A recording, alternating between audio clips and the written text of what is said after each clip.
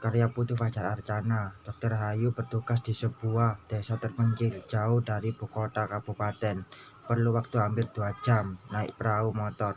Ongkos perahu dari ibu kota kabupaten bisa sampai Rp 1 juta, melintasi sungai dan rawa-rawa penuh buaya. Setting sebuah beranda rumah sederhana dari kayu dengan halaman yang cukup luas. Rumah ini digunakan sebagai puskesmas desa, yang di sebuah papan di halaman tertulis Puskesmas Desa Bisa Jaya.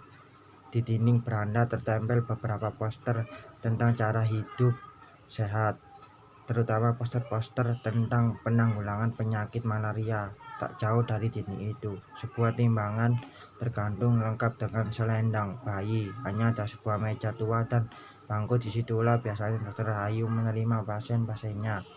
Tak jarang ia sendiri tertidur diselonjor di bangku panjang itu. Lampu perlahan menyala, terlihat dokter Ayu sedang tertidur di bangku. Tangannya menyentuh lantai kayu.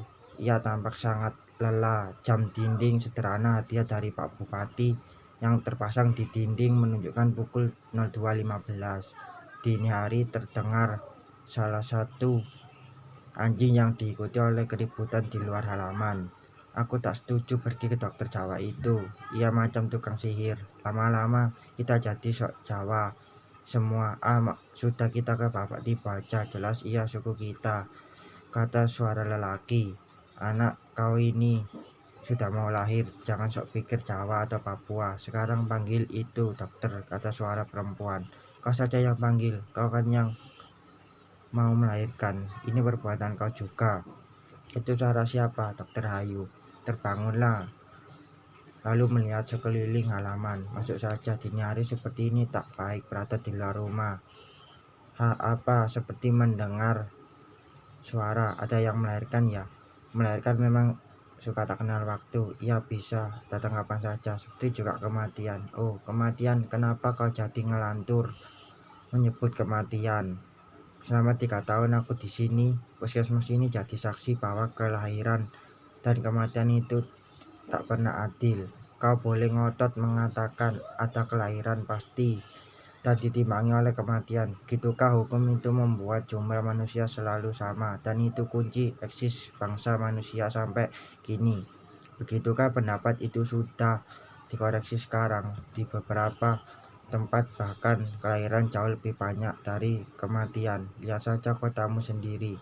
Makin hari permukiman menelan sawah-sawah dan petani. Ruko-ruko menambah sampai hutan-hutan pinggiran kota itu. Tandanya kelahiran lebih banyak daripada kematian.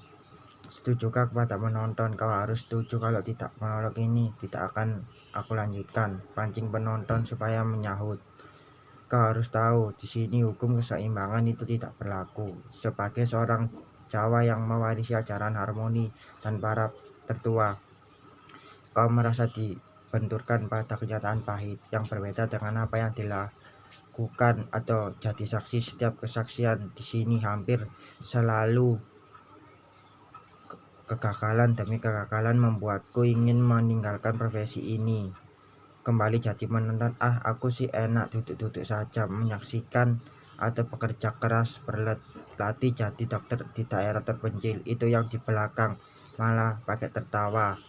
Kalau para juri sih jadi serius atau pura-pura serius supaya honornya cepat cair, tertawa. Tapi mungkin ini sudah takdirku bisa tampil di depan publik nasional seperti ini.